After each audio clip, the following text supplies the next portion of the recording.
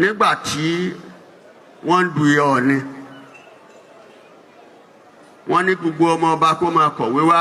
gbogbo wọn kó máa kọ̀wé wá ká máa duyè ṣùgbọ́n èmi mọ̀ pé ìdílé mẹ́rin ní jẹ Ọọ̀ni of Ifẹ̀ ìdílé Ọ̀ṣunkọ́lá níbẹ̀ ni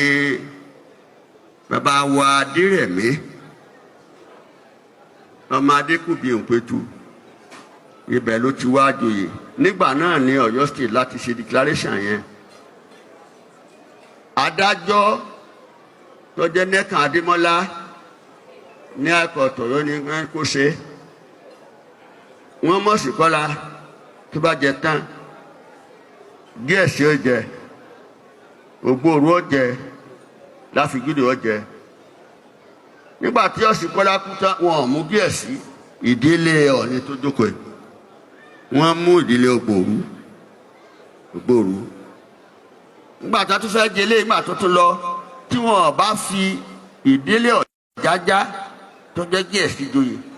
a jẹ́ pé sáàkù yóò tún lọ generation mẹ́ta ni ó tó kan Ọọ̀ni. Mo gbàṣẹ lọ́dọ̀ gọ́vnà mi pé ìwé tí mo ní lọ́wọ́ o tí àwọn ìjọba lọ́sùn ṣe yìí o kò bá mu o ìdílé Ọ̀jájá ni wọ́n tún fẹ́ filẹ̀ yìí o ṣé mo lè dá sí wọ́n ní dá sí wọ́n á lọ bá gọ́vnà wa Arẹ́gbẹ́ṣọlá declaration ni which is registered one ẹ jẹ́ kí ìdílé Gíẹ̀sì joyè o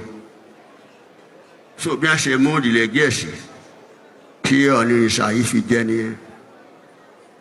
kí ló fà á intellectualism record searching and knowledge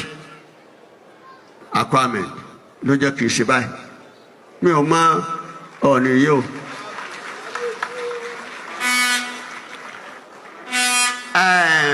Nǹkan mẹ́ta ló ṣẹlẹ̀ ẹni tí mo fìwé rán ó débẹ̀ nígbà tó dọ́dọ̀ Arẹ́gbẹ́ wọ́n já envelope òfìfẹ́ envelope yẹn gbá ó sì yọ ìwé tí mo fi rán Arẹ́gbẹ́ lòun ò ríwèé mbẹ́ wọ́n kàn fi envelope ní ó kò sí àgbà ni ẹ̀gbọ́n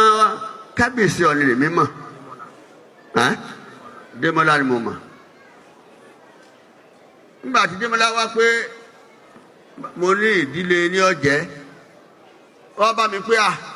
àbúrò mọ̀ ti yẹ ọ́ fìwé fábúrò ẹ̀ náà ni kò sí káró sọ̀rọ̀ mọ́dì káfìdí ró sọ kí ìdísá má ti wà lófòfò mo dúpẹ́ lọ́dọ̀ àwọn gómìnà yìí tó fi